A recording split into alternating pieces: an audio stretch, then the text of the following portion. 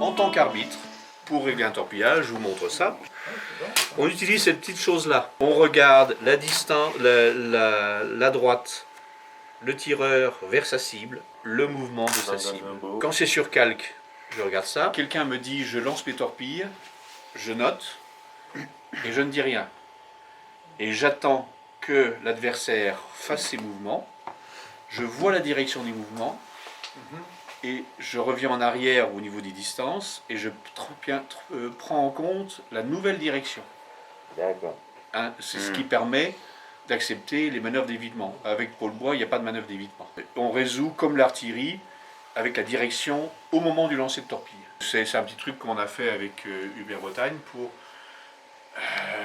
donner un peu moins de chance aux torpilleurs ou pour plutôt pour donner un petit peu de chance aux gros navires de survie, parce qu'avec le système Paul Bois, il n'y a aucune chance, quoi.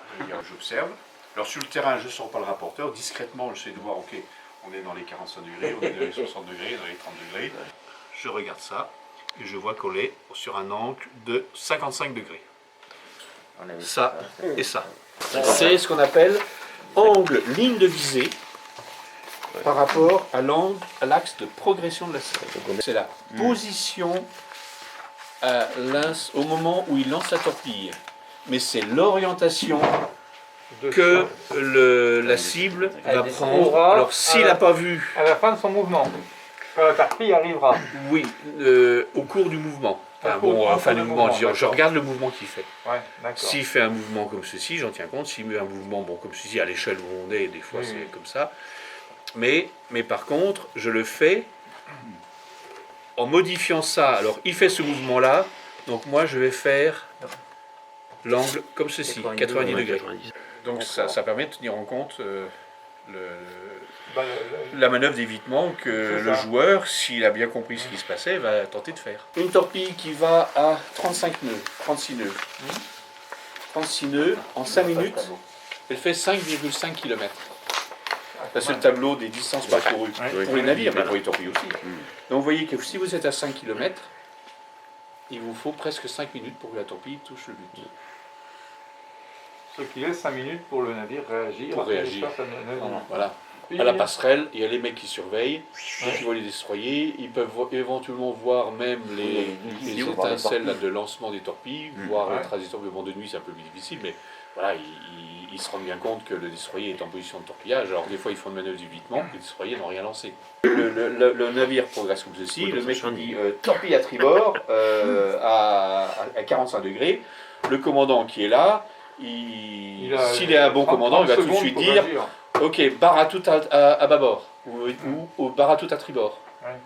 Il a quelques secondes pour réagir, mais il faut réagir dans la seconde. Si la passerelle n'est pas détruite, s'il a les officiers qui sont encore en vie autour de lui, en 30 secondes, le gars qui est à la barre, il a reçu l'ordre et puis il commence à tourner la barre. Mais vous voyez, 5 minutes. Alors c'est pour ça qu'il faut se rapprocher, parce que vous réduisez la distance, toujours à 35 nœuds.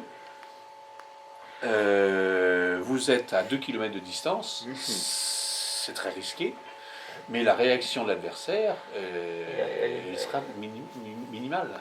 Il aura beaucoup moins de chances de réagir. Tu as parlé d'étincelles. Qu'est-ce que c'est que cette histoire-là de nuit? C'est aussi visible que ça? S'ils sont exercés, oui, ils peuvent surveiller ça. C'est comme ils voient les départs d'artillerie. Tu sais, quand une torpille part, c'est du métal contre du métal. Ça, on ne voit pas, Benoît, sur les documentaires. Quand tu regardes les documentaires d'époque, tu ne vois pas ce niveau de détail. Mais les documentaires d'époque, ils sont filmés de jour. Oui, alors raison de plus. Voilà. Donc est-ce que tu as des petits trucs à nous dire là-dessus? Je ne suis pas un puits de science à ce niveau-là, au niveau de l'histoire elle-même, au niveau de tous les anecdotes. J'en connais quelques-unes, mais pas toutes.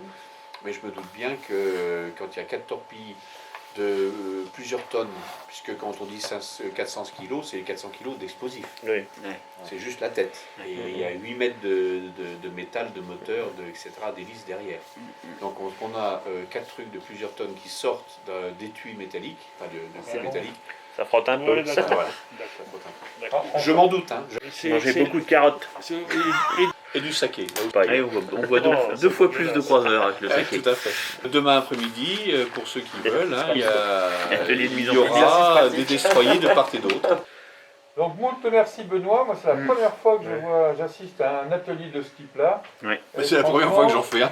Ah, Ou que deuxième. n'importe qui en fasse un, je crois. Deuxième fois. C'est un début. Non, non, mais, le premier était sur un autre thème. Oui. sur la torpille, en plus, ta présentation était très pédagogique. Oui, oui. Donc, à partir de maintenant, quand on sera sur le terrain, je dirai rien. Je ne suggérerai pas. Tu ne crois pas que là, t'es un peu mal placé. Là, t'as pas vu le là, truc t'es qui sûr, arrive là en face, le petit machin Non, qui non, arrive non, en face. Tu n'en rigoleras pas.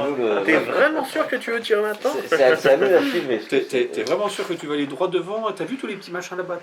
J'en ai pas peur, moi. Ah oui, bah je suis pas là non plus pour vous faire aller au casse-pipe. Peut-être une autre session sur la reco qui nous Eh ben, il y en a une autre qui est prévue sur la reconnaissance aérienne.